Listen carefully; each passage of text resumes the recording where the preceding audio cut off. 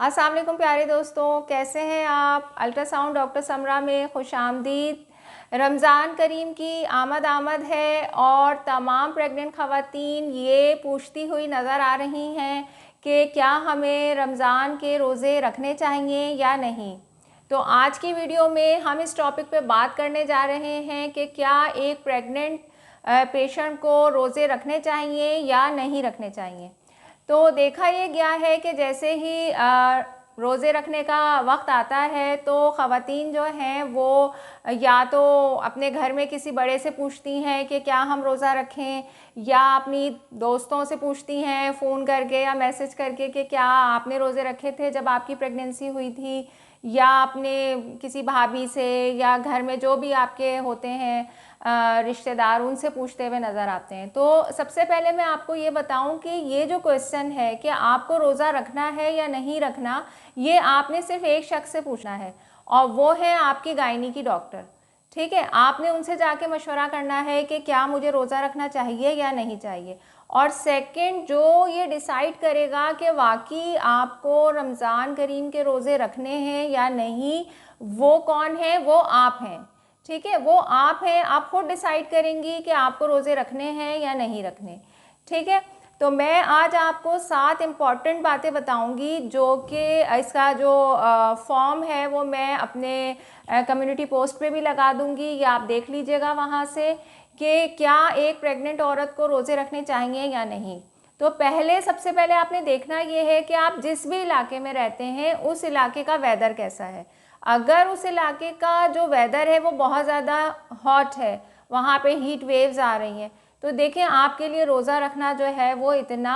आसान नहीं होगा। ठीक है, और अगर आप किसी ऐसे एरिया में रहती हैं जहाँ पे वेदर बहुत खुशगवार है या कोल्ड वेदर है, रमज़ान शरीफ जो है वो मौसम सरमा में आए हैं, तो आप आसानी रोज़ा रख सकती हैं। अच्छा, सेकंड जो इम्पॉर्टेंट चीज़ है जो आपने देखनी है वो ये कि आपके एरिए में जो रोज़ा है उसका दौरानिया कितना है। मतलब कि अगर देखें रोज़े का दौरानिया जो है वो 14 घंटे 15 घंटे तक का है तो आप बासानी रोज़ा रख सकती हैं, क्योंकि उसके बाद भी आपको 10 आवर्स मिल जाएंगे जिसमें आप अपना खाना पीना जो है वो कवर कर सकती हैं। लेकिन अगर रोज़े का दौरानिया जो है वो 18 घंटे तक का है या 17 घंटे का है तो फिर आपके पास जो है वो खाने पीने का दौरानिया जो है वो काफ़ी कम हो जाता है। तो आपने जो इम्पॉर्टेंट चीज़ है वो देखनी है कि आपका जो फास्टिंग का दौरानिया है वो कितना है। तीसरी इंपॉर्टेंट चीज़ जो आपने देखनी है वो ये कि आपकी प्रेगनेंसी ट्विन तो नहीं है या मल्टीपल प्रेगनेंसी तो नहीं है। अगर आप ऑलरेडी ट्विन प्रेगनेंसी कैरी कर रही हैं तो देखें आपके ऊपर तो ऑलरेडी डबल जो है वो लोड है। तो आप जो हैं वो अगर ट्विन प्रेगनेंसी में हैं तो आपको मैं मशवरा नहीं दूंगी कि आप जो है वो रोज़ा रखें। देखिए अल्लाह ताला ने जो है वो बहुत आसानी दी है, तमाम जो मरीज़ हैं या जो लोग सफ़र में होते हैं उनको ये ईज़ दिया है कि वो रमज़ान करीम के रोज़े अपने बाद में मुकम्मल कर सकते हैं। तो अगर इस वक्त आप रोज़ा रखने की हालत में नहीं हैं तो आप ये रोज़ा जो है वो स्किप कर सकती हैं और बाद में जब आप ठीक हो जाएंगी तो आप ये रोज़ा अपना बाद में पूरा कर सकती हैं। अच्छा,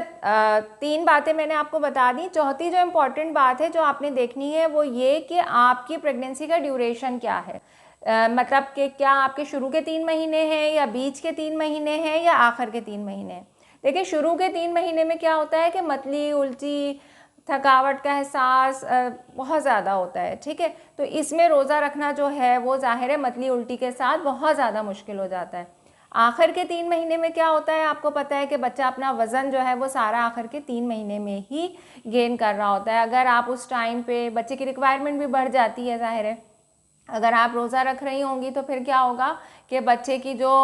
वेट है उसके ऊपर वो मुतासिर हो सकता है। तो जो आइडियल टाइम होता है ना प्रेगनेंसी में रोज़ा रखने का, वो बीच के जो 3 महीने होते हैं, यानी अगर आपका 5th मंथ है, 6 मंथ है या 7 मंथ है तो आप बासानी रोज़ा रख सकती हैं, क्योंकि मतली उल्टी भी कम हो चुकी होगी और इस टाइम पे जो है वो आपकी तबीयत उम्मीद है कि काफ़ी बेहतर ही होगी। तो एक तो ड्यूरेशन ऑफ प्रेगनेंसी बहुत इंपॉर्टेंट है। अच्छा, नेक्स्ट जो बहुत इंपॉर्टेंट चीज़ है वो ये कि आपकी मेडिकल कंडीशन क्या है। इसके लिए आपको अपनी गायनी की डॉक्टर से रुजू करने की ज़रूरत है कि आपको ब्लड प्रेशर तो नहीं है, या आप प्रेगनेंसी में डायबिटीज़ तो नहीं हो गई, यानी शुगर तो नहीं हो गई आपको, या आप बहुत ज़्यादा एनीमिक तो नहीं है, खून की कमी तो फेस नहीं कर रही, या आपको प्रेगनेंसी में बार बार यूटीआई तो नहीं हो रहा, यानी पेशाब में इन्फेक्शन तो नहीं हो जाता पानी कम होने की वजह से, या बाज़ ख़वातीन को मतली उल्टी 9 महीने तक रहती है, ऐसा कोई मसला तो नहीं है। या बाज़ ख़वातीन को क्या होता है कि गैस्ट्राइटिस हो जाता है प्रेगनेंसी में ना, मतलब मैदे में और सीने में जलन, तेज़ाबियत बहुत ज़्यादा होती है। तो अगर आप फास्टिंग करेंगे यानी लंबे टाइम तक जो है वो मैदे को खाली रखेंगे तो ये तेज़ाबियत बढ़ने के चांसेस ज़्यादा हो जाते हैं। अच्छा, नेक्स्ट इम्पॉर्टेंट चीज़ जो है वो है आपका अल्ट्रासाउंड। तो आपने अपना अल्ट्रासाउंड देखना है कि आपके अल्ट्रासाउंड पे बच्चे का वज़न सही आ रहा है, बच्चे की ग्रोथ सही हो रही है, ऑलरेडी बच्चे की ग्रोथ तो कॉम्प्रोमाइज़ नहीं है और आप जो है वो मज़ीद रोज़ा रख रही हैं, तो ये तो जो है वो फिर बच्चे के साथ नाइंसाफ़ी हो जाएगी। अच्छा, इसके अलावा बच्चे के तरफ जो पानी है उसकी कमी तो नहीं है, अगर ऑलरेडी पानी कम है तो ये ना हो कि आप मज़ीद डिहाइड्रेशन का शिकार हो जाएं। तो अल्ट्रासाउंड भी बहुत इम्पॉर्टेंट रोल प्ले करेगा आपका ये डिसाइड करने में कि आपको रोज़ा रखना है या नहीं। अच्छा, नेक्स्ट जो इम्पॉर्टेंट चीज़ है वो ये कि आपकी डेली रूटीन क्या है, मतलब कि आप कितना फ़िज़िकल एक्टिविटी है आपकी, एक दिन में आप कितना फ़िज़िकल एक्टिविटी करती हैं, आप वर्किंग लेडी हैं या नॉन वर्किंग लेडी हैं। अच्छा, वर्किंग में भी बाज़ जो होती हैं उनकी जो जॉब नेचर होती है वो बड़ी रिलैक्स्ड होती है, एसी रूम में आपका सारा दिन गुजर रहा है, जॉब वर्कलोड भी इतना ज़्यादा नहीं है, बाज़ जगहों पे रमज़ान में ऑलरेडी काम कम हो जाता है, ड्यूरेशन ऑफ वर्किंग भी आपकी कम हो जाती है, मतलब जॉब की टाइमिंग्स भी कम हो जाती हैं, तो इस लिहाज से आप डिसाइड कर सकती हैं। इसके अलावा अगर आप घर पे रहती हैं और घर में आपकी कोई हेल्प करने वाला नहीं है और घर के सारे काम जो हैं वो आपने ही करने हैं, सहर अफ्तार आपने देखना है, छोटे बच्चों को आपने देखना है, कपड़े भी आपने ही धोने हैं, तो मतलब अगर आपके पास घर में ही बहुत ज़्यादा एग्जर्शन है तो फिर आप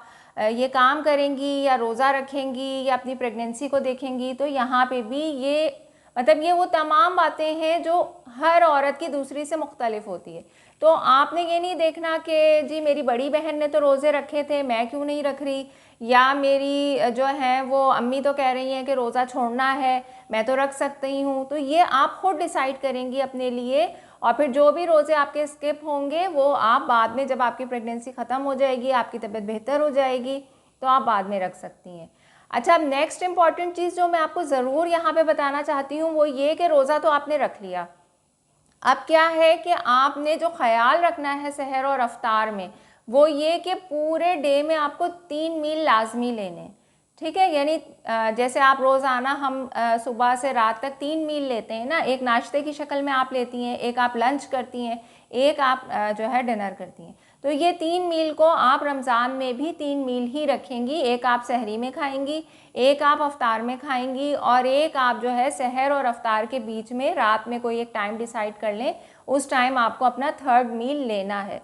अच्छा, दूसरी इंपॉर्टेंट बात जिसका आप ख्याल रखेंगी रोज़े रखने के दौरान वो ये कि आपने अपना वाटर इनटेक जो है वो नॉर्मल रखना है, यानी 8 से 12 ग्लास पानी आपने जो आपकी डेली रिक्वायरमेंट है वो आपने पीना है, वो आप अफ्तार से लेके सहर तक वो पानी आप पिएंगी। इसके अलावा नेक्स्ट इम्पॉर्टेंट चीज़ वो ये कि आपकी डाइट में जो है वो मिल्क ज़रूर शामिल होना चाहिए, इसके अलावा आपकी डाइट में फ्रूट होना चाहिए, सैलड्स होने चाहिए, ताकि आपका जो फाइबर कंटेंट है वो नॉर्मल रह सके। प्रेगनेंसी में बहुत कॉमन होता है कि कॉन्स्टिपेशन हो जाती है, अगर आप अपना फाइबर कंटेंट नॉर्मल रखेंगी तो कॉन्स्टिपेशन जैसे मसाइल से बच सकेंगी। इसके अलावा जो डेली रिक्वायरमेंट है आपकी प्रोटीन की, कार्बोहाइड्रेट्स की और फैट की, वो आप अपने इन 3 मील में डिवाइड करेंगी, उसको ज़रूर लेंगी। आखिर में मैं आपको